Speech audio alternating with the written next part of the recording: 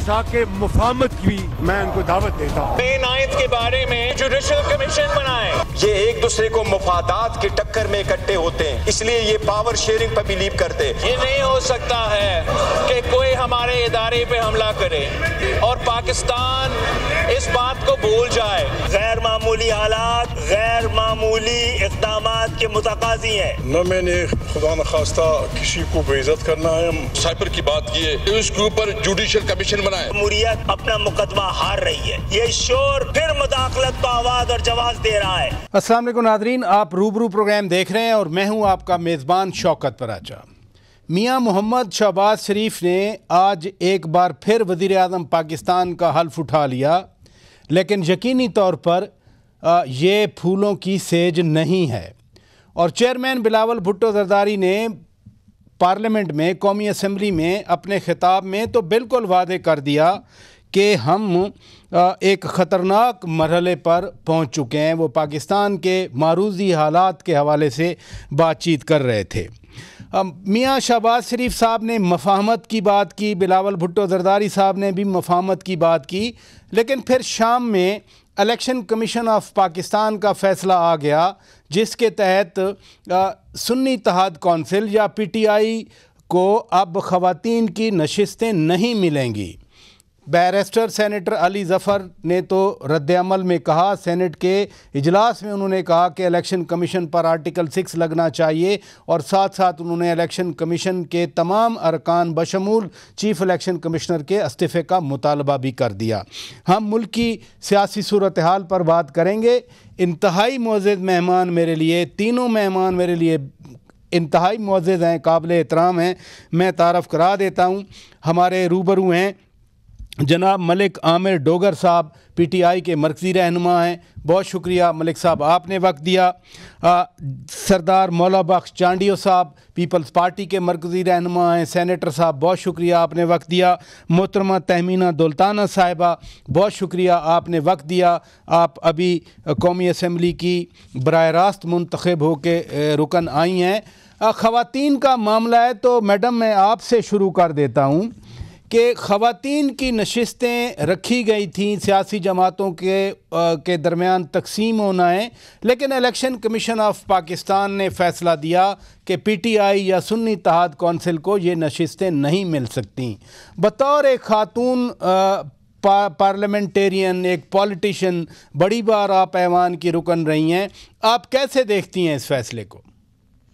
देखिए, बात ये है कि अगर इनकी पार्टी के अंदर इलेक्शन होते, ये एक पॉलिटिकल पार्टी की तरह पूरा बिहेव करते और इनके पॉलिटिकल पार्टी के अंदर जो कुछ हो रहा है वो ना होता और इनकी पॉलिटिकल लीडरशिप के अंदर जो कुछ इल्ज़ाम लग रहे हैं वो ना होते तो फिर पोजीशन कुछ और थी।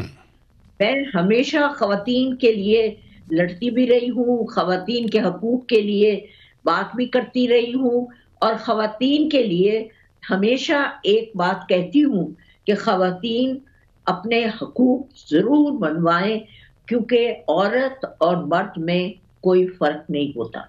मगर यहाँ पोजीशन कुछ और है, जैसे मैंने आपको पहले बता चुकी, यहाँ कुछ मसले और है और यहाँ इलेक्शन कमीशन को उनको अपने इलेक्शन कमीशन के रूल्स के मुताबिक उनको ये फैसला करना पड़ा और हर इंस्टीट्यूशन अपने एज एन इंस्टीट्यूशन उनको अपने फैसले करने पड़ते हैं। तो उनके फैसले पर मैं तो बात नहीं करना चाहती, क्योंकि ये फैसला ख़वातीन के लिए नहीं है, बट उनके अपने पॉलिटिकल पार्टी के अंदर जो मसाइल हैं उसके बारे में वो कह रहे हैं। मलिक आमिर डोगर साहब, आप चूंकि ग्रीवांस वाली पार्टी हैं, 4-1 से इलेक्शन कमीशन का फैसला आया और जो बैरिस्टर सेनेटर अली ज़फ़र साहब सेनेट में आज खिताब में कह गए वो भी मैंने आपके सामने रख दिया। आप पार्टी के सीनियर रहनुमाओं में, सीनियर मोस्ट रहनुमाओं में हैं, आप अब क्या देखते हैं? वो तो कह रहे थे कि हम सुप्रीम कोर्ट जाएंगे। बिस्मिल्लाहिर्रहमानिर्रहीम। राजा साहब बहुत शुक्रिया। ये फैसला मतवक्को था। ये कोई नया फैसला नहीं है, ये वो सिलसिला है तहरीक इंसाफ के खिलाफ मुसलसल जो आग का एक दरिया आबूर करते हैं, दूसरा खड़ा हो जाता है, दूसरे से तीसरा, तीसरी से चौथा। ये वो सख्त तारीखी बदतरीन सियासी इंतकाम का निशाना बनाया जा रहा है और इसकी कोई ये पहली मिसाल नहीं है। ये जुल्म, ज्यादती, बदनीयती की इंतहा है। इलेक्शन कमीशन जानिबदार है, जो हम पहले दिन से कह रहे हैं, 1.5 साल से कह रहे हैं, मई से पहले से कह रहे हैं। लेकिन आज जो ये फैसला आया है, इसके बाद तो क्या क्या क्या मैं कहूं, मेरे पास तो कोई अल्फाज भी नहीं है कि ज्यादती भी और छोटा लफ्ज है। मुझे अल्लाह की जात पर उम्मीद है, अवाम ने 8 फरवरी को एक फैसला कर दिया, ये बेहिस लोग हैं, जमीर इनके मुर्दा हुए हैं, फार्म 47 की पैदावार है। इसी शर से इंशाल्लाह अल्लाह खैर का रास्ता निकालेगा और फतह जो है वो हक और सच की होगी। नहीं मलिक साहब, जो इलेक्शन कमीशन में इलेक्शन कमीशन में हेयरिंग होती रही या सुप्रीम कोर्ट में पहले बल्ले वाले निशान के मामले में, उस वक्त तो आज एक आर्गूमेंट दिया गया कि उस वक्त पीटीआई के अकाबरीन या लॉयर्स भी कहते थे कि चूंकि हमारा निशान नहीं है तो ये हमें नशिस्तें नहीं मिलेंगी। 23 नशिस्तें सिर्फ कौमी असम्बली में हैं, बाकी सूबाई असम्बलियों में भी नशिस्तें हैं, तो अब वो बाकी सियासी जमातों में तो तकसीम हो जाएंगी जैसे इलेक्शन कमीशन ने आज फैसला दिया। राजा साहब ये चोर और डाकू बैठे हैं, इनका पेट नहीं भरता। पहले इन्होंने इस मुल्क की दौलत को बेदर्दी से लूटा। ये तो 5-7 दिन पहले ही आपको समझ आ जाना चाहिए था, जब ये बड़े अपने आप को सो कॉल्ड डेमोक्रेट बनते हैं, ये हमारी नशिस्तों के ऊपर सब एप्लीकेशनें देने के लिए भाग गए थे दुम दबा के। आपने देखा था 8 दिन पहले, तो उससे क्या मतलब था? जब इन्होंने 8 दिन पहले एप्लीकेशन दे दी तो इनको इनके मालिकों ने बता दिया था कि हमने इनको नशिस्तें नहीं देनी, लेकिन हम जो 92 या 93 हम इन 200 पे भारी हैं। आप देखेंगे इंशाल्लाह ताला इनको तिंगनी का नाच नचाएंगे, ईंट का जवाब पत्थर से देंगे। ये कौमी असेंबली चलाकर तो दिखाएं, ये हुकूमत चलाकर तो दिखाएं। कोई बात है यार, कोई हद होती है यार। पहले आपने बल्ला ले लिया यार, उससे पहले 200 मुकदमात उस लीडर पे कर दिए यार, उसके बाद आपने हर तीसरे दिन इलेक्शन से पहले उसको भोंडे अंदाज से सजा दे दी यार। फिर 8 तारीख को लोगों ने ढूंढ कर हमारे निशानों पे मोहर लगाई यार। कौन नहीं जानता कि पाकिस्तान तहरीक इंसाफ के पास कौमी असेंबली की 180 सीटें हैं। फिर पेट नहीं भरा, अभी तक हमारे कई मेंबरान को रिकाउंटिंग में डाला हुआ है, फिर पेट नहीं भरा। आज हमारी नशिस्तों का फैसला भी अपने हक में करा लिया, फिर पेट नहीं भरा, अब वो नशिस्तें भी आ जाएंगी। मेरे लिए बहुत मोहतरम है तहमीना सुल्ताना, मेरी वालिदा की जगह है, मेरे वालिद साहब के साथ रही है। ये जो कहती है कि खवातीन के हकूक के लिए मैंने सारी जिंदगी लड़ी है, इनमें ये इखलाकी जुर्रत है, ये अभी कहें कि नहीं खवातीन को वही उनका हिस्सा मिलना चाहिए। हम उन 20-22 सीटों से तो तीर नहीं मार लेंगे, लेकिन एक इखलाकियात भी होती है।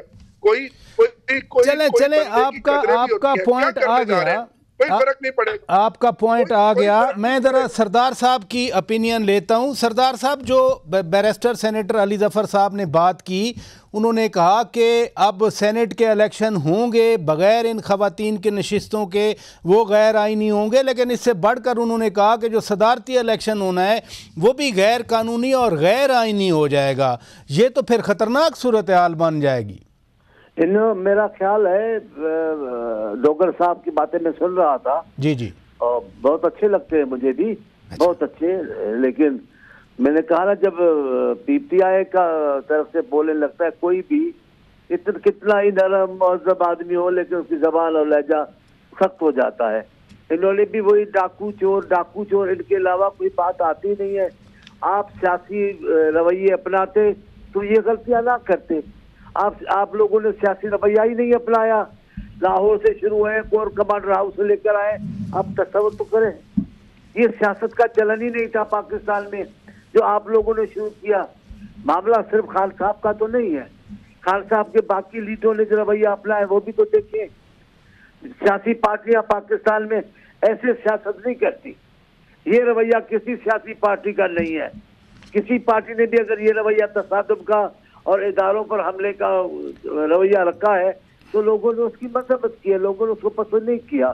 आप भी एक सियासी रवैया रखते, पहले कहा हमें ये सीटें नहीं चाहिए, अभी आप कहते आप सीटें चाहिए, पर लेकिन मैं इसमें नहीं पढ़ता।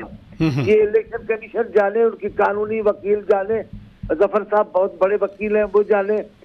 मैं तो डोगर साहब से बात कर रहा हूँ कि वो सियासी आदमी है। माने तो सही कि आप लोगों ने सियासी रवैया नहीं अपनाया, इसीलिए ये दिन देखना पड़ा। अभी ये कितनी बड़ी खतरनाक बात कर रहे हैं, चलने तो देंगे असेंबली को, देखिए असेंबली के चलते ना चलने दो भाई, ना चलने दो, ये भी काम कर दिखाओ। कोर कमांडर हाउस को भी जला दिया है, वो भी जला सकते हो, इधर बड़े बड़े इदारों को रोक सकते हो, रोक दो, तो भी असेंबली को आग लगा दो, तो असेंबली को खत्म कर दो, आपकी ममलकत खुदादाद का आप ऐलान कर दो, आप ही इसके हुक्मरान है और कोई जमात नहीं है। ये कोई तरीका है? देखिए अब कैसे असेंबली चलती है यार। ये तो ढोस और दादर से तो सियासत नहीं होती, बातों से होती है, दलाइल से होती है। आप लोगों को कायल करेंगे, आपके साथ ज्यादती है तो लोगों को आप कायल करें, लोग आपकी हिमायत करेंगे। अभी कोई कम लोग निकले हैं आप लोग के कहने पर, सारे रास्ते भरे हुए थे, तो आप क्यों मायूस हो गए हैं? ऐसा क्यों रवैया अपना रहे जो सियासी नहीं है? आपके साथ हैं, लोग हैं, क्यों नहीं है? सरदार मौला बख्श चांडियो साहब, जब पार्लियामान बनती है तो हुकूमत थोड़ा सा झुक भी जाती है, हुकूमत इनिशिएटिव लेती है। मैं आपसे शुरू कर दूंगा, मुझे ब्रेक लेना है, और मेरा सवाल सरदार मौला बख्श चांडियो साहब से यही होगा। इनके लीडर बिलावल भुट्टो जरदारी साहब भी कहते रहे इलेक्शन से पहले कि हम सियासी कैदियों को रिहा करेंगे, आज सरदार अख्तर मेंगल साहब भी रिहाई का मुतालबा कर गए, तो क्या बिलावल भुट्टो जरदारी साहब वो प्रोएक्टिव अप्रोच रखेंगे? जिन केसेस के हवाले से सरदार साहब अभी 9 मई का केस हो, साइफर का केस हो, या मलिक आमिर डोगर साहब कह रहे थे कि हर तीसरे दिन इलेक्शन से पहले सजाएं होती रहीं। ब्रेक के बाद नादरीन ये नुकात अपने मेहमानों के सामने रखते हैं। Stay with us. Welcome back Nadreen, आप रूबरू प्रोग्राम देख रहे हैं और हम बात कर रहे हैं ताज़ा तरीन मुल्की सियासी सूरत हाल के हवाले से। सरदार मौला बख्श चांडियो साहब, आपके अपने चेयरमैन बिलावल भुट्टो जरदारी साहब ने पूरी इलेक्शन कैंपेन में ये वादे किए कि हम सियासी कैदियों को रिहा करेंगे। फिर आज सरदार अख्तर मेंगल साहब बड़े रहनुमा हैं, वो मुतादिद बार पार्लियामेंट में रहे हैं, सूबे के चीफ एग्जेक्टिव भी रहे हैं, वो भी यही बात कर गए। तो हुकूमत कोई ऐसा इनिशिएटिव हुकूमतें तो लिया करती हैं। देखिए सही सीधी बात है, हमने जितनी सियासी इंतकाम को बर्दाश्त किया है पाकिस्तानी कोई सियासी पार्टी से नहीं। हमारे 2 कायदीन को कत्ल किया गया है सिर्फ सियासत की वजह से। उन्होंने जाती कोई ऐसा गुनाह नहीं किया। बेनजीर साहबा सरे राह खून निलाने जैसी शख्सियत नहीं थी, वो काबिल फख्र पाकिस्तानी थी। पाकिस्तान उस पर फख्र करेगा सदियों तक, जुल्फ़िकार अली भुट्टो पर पाकिस्तान फख्र करेगा। लेकिन हुआ क्या? हमने कभी इस बात को, बिलावल साहब ठीक कह रहे हैं, हमारे बेनजीर साहबा के पहले दौर में एक भी सियासी कैदी नहीं था, हम कहते थे। हमारा चैलेंज था, बताएं बेनजीर साहबा के पहले दौर में एक भी सियासी कैदी का नाम ले, कोई भी नहीं। हम सियासत में इंतकाम पर एतमाद नहीं रखते, लेकिन हमारे साथ जो किया जाता है उसका तो तस्वुर करें। हमारे आसिफ साहब की बहन का तस्वुर करें, हमारे आसिफ साहब की साहबजादी को अपने बाप से नहीं मिलने दिया गया, आप तस्वुर तो करें। हम तो नहीं करते। अभी अभी अभी किस जो कोर कमांडर को आग लगाई गई, तो जाहिर है पाकिस्तान का इतना बड़ा इदारा है, अब उनके जवानों पर उनके इदारों पर हमले होंगे तो होंगे तो सही। हम नहीं कहते कि इसका इंतकाम होना चाहिए। हाँ, अदलिया को बीच में आना चाहिए। जैसे ही कानून की जो जद में लोग आए वो ठीक है, जिनको बेगुनाह इंतकाम का निशाना बनाया जा रहा है उनको इंतकाम का निशाना नहीं। आपने बड़ी अच्छी बात की मैडम तहमीना दुल्ताना साहिबा। ये बात आज बिलावल भुट्टो जरदारी साहब भी ऐवान में कर गए और सैयद असद कैसर साहब साइफर केस के हवाले से जुडिशल कमीशन की तश्कील का या तहकीक का मुतालबा किया। तो नून लीग की हुकूमत कोई ऐसे स्टेप्स लेगी, अगर किसी के तहफ़्फ़ुज़ात हैं, मैं अगर का लफ्ज़ इसलिए इस्तेमाल कर रहा हूँ, हो सकता है किसी की नज़र में ये जेन्युइन केसेस हों, हो सकता है किसी की नज़र में ये ना हो, तो जुडिशल प्रोसेस एक्टिवेट करेगी हुकूमत?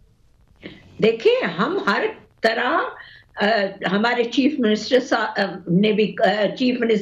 साहिबा ने भी कहा कि हम मिल के चलेंगे, और वो चल के अपनी सीट से वो ऑपोजिशन के पास गए। राना आफ्ताब साहब के पास गई हैं वो, बिल्कुल सबकी हूँ। प्राइम मिनिस्टर साहब ने भी यही कहा कि मैं प्राइम मिनिस्टर सबका हूँ, मगर आप मेरी बात तो सुने।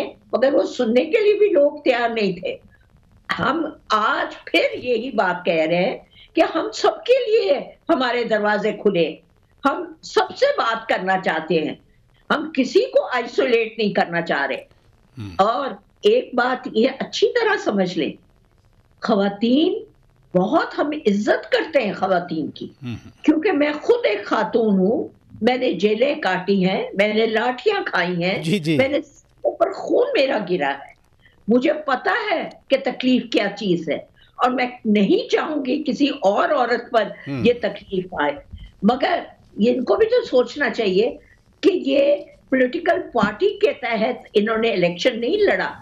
किसी ने सॉसपैन पे लड़ा, किसी ने बॉटल पे लड़ा, किसी ने किसी चीज पे लड़ा, और बाद में एक पॉलिटिकल पार्टी के नीचे इन लोगों ने फिर इकट्ठे होके किसी और पॉलिटिकल पार्टी के नीचे ये इकट्ठे हो गए। सो मेरा मतलब है, किसी के पीछे ऐसे नहीं पड़ते, आराम से बैठ के बात करते हैं। जब हम कह रहे हैं हम बात करने को तैयार हैं, हम आपके साथ मिल बैठने को तैयार हैं, तो फिर आप क्यों नहीं हमारे साथ मिल बैठ के बात करने को तैयार? ये तो नहीं तरीका होता कि हम आपका जीना मुश्किल कर देंगे। और वहां नारे बताऊं कि क्या लगते हैं कि हमें आजादी दो। हिंदुस्तान बैठ के वहां उनके मीडिया टॉक सुनने वाली होती है कि जो ये कर रहे हैं पाकिस्तान में, हम यहां बैठ के एक दुश्मन होके हम वो कुछ नहीं कर सकते पाकिस्तान के खिलाफ जो ये लोग कर रहे हैं पाकिस्तान के खिलाफ। तो आप क्या चाहते हैं कि पाकिस्तान के खिलाफ जो 9 मई में हुआ, यकीन माने मैंने कभी इस तरह सपोर्ट नहीं किया, मगर अब मैं सपोर्ट करती हूँ, क्योंकि सबसे पहले पाकिस्तान, अगर पाकिस्तान होगा तो सब कुछ होगा। जब रात को हम सोते हैं तो कोई वहां बंदूक लेके लोग खड़े होते हैं, और वो जो बंदूक लेके लोग खड़े होते हैं वो हम सबके बच्चे होते हैं। कोई मेरा बच्चा बलूचिस्तान से होता है, कोई मेरा बच्चा फ्रंटियर से होता है, कोई मेरा बच्चा सिंध से होता है, कोई मेरा बच्चा पंजाब से होता है, कोई मेरा बच्चा गिलगित से होता है।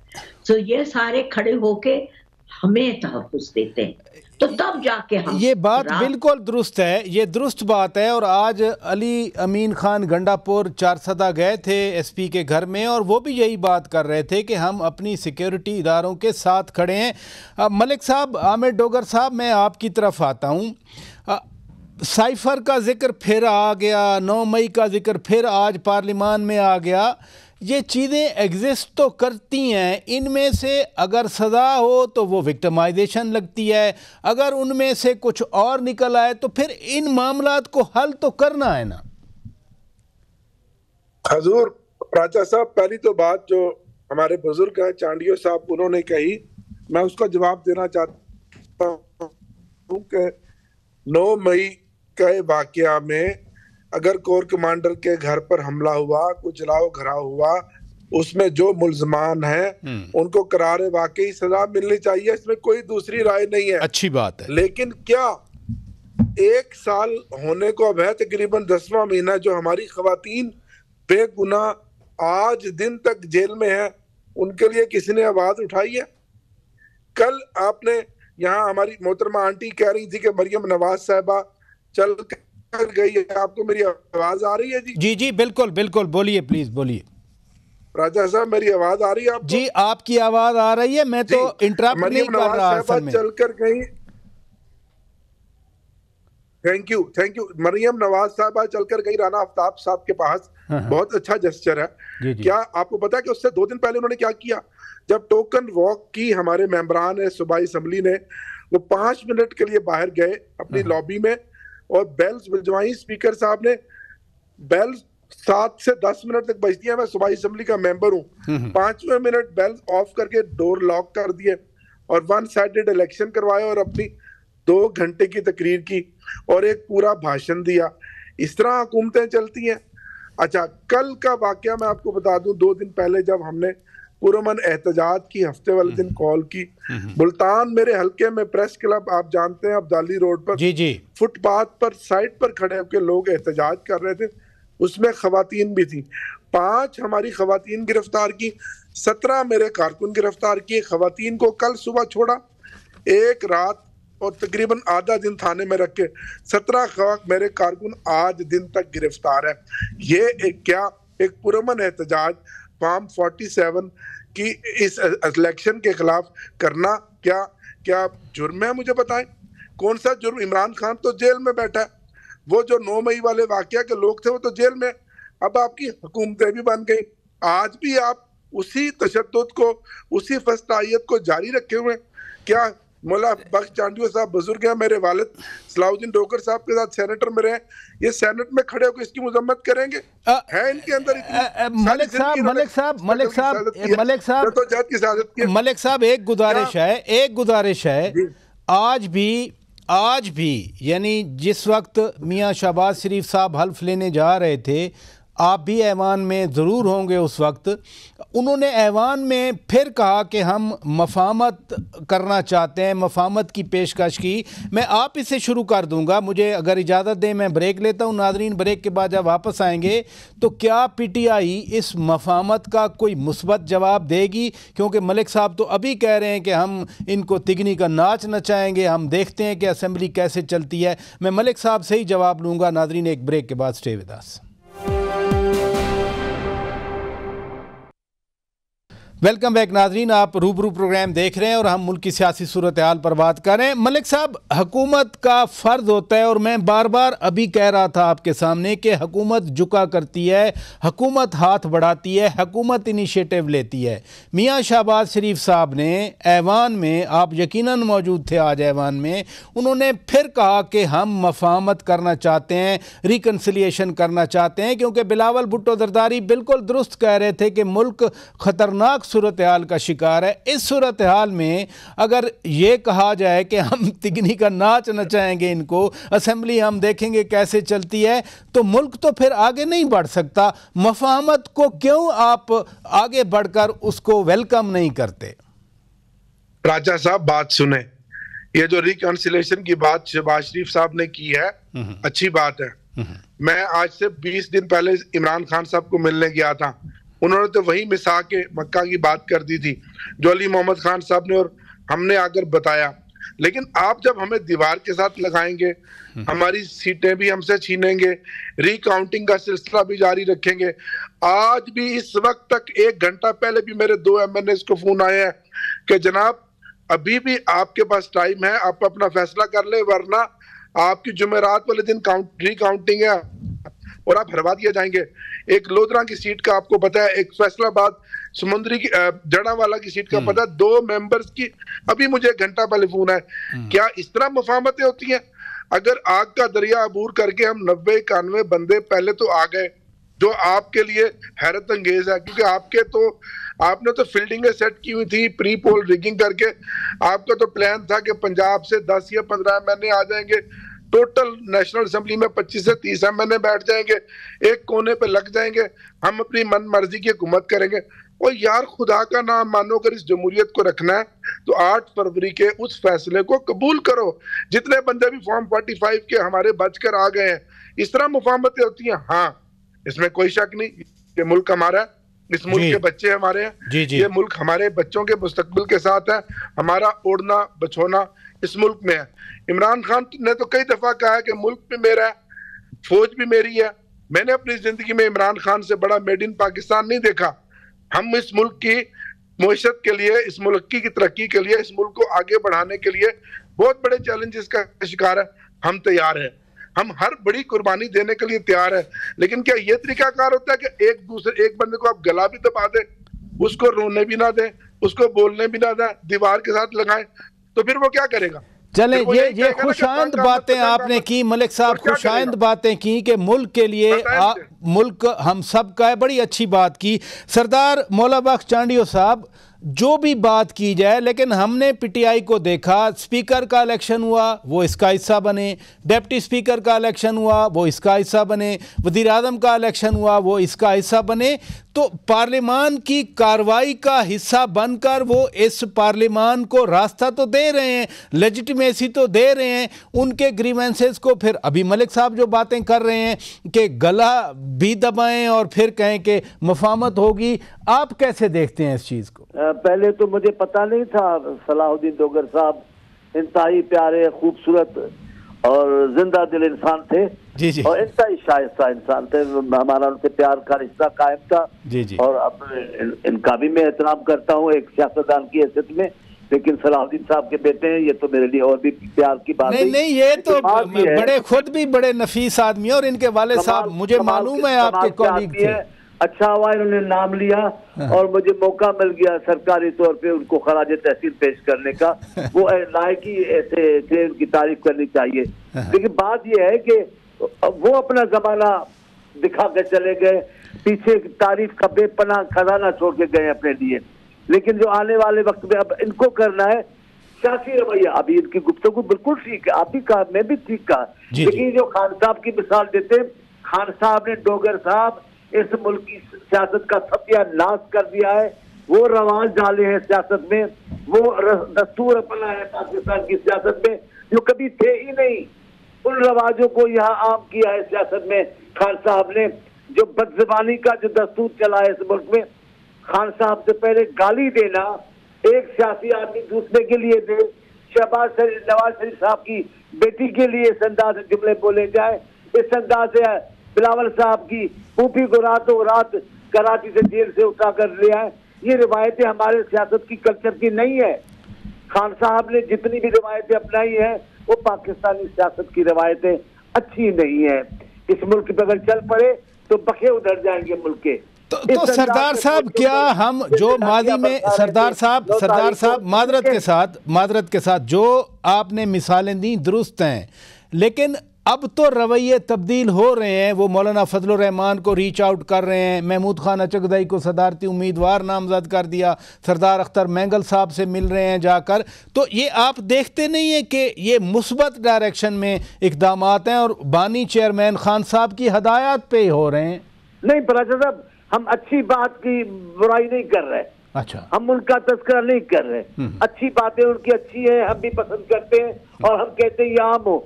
हम उन बुरी बातों की मजम्मत कर रहे हैं जिनको रोकना चाहिए।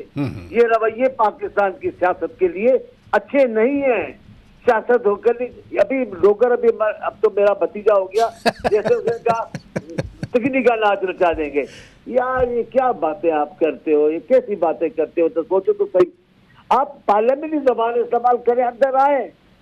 हाँ, ये तरीकेकार मुनासिब, मैं आपसे मुत्तफिक हूँ। ये अच्छी बात की आपने बड़ी अच्छी बात की कि पार्लियामान में आए। मैडम तहमीना दौलताना साहिबा, मैं आज ही की अगर एग्जांपल दे दूं कि सदर डॉक्टर आरिफ अलवी साहब, हर लिहाज से आप खुद कहते हैं, आप सब लोग कहते हैं कि वो पीटीआई के, अब भी वो पीटीआई का अपने आप को सदर समझते हैं, लेकिन आज उन्होंने बाकायदा हल्फ लिया मियां शहबाज शरीफ का।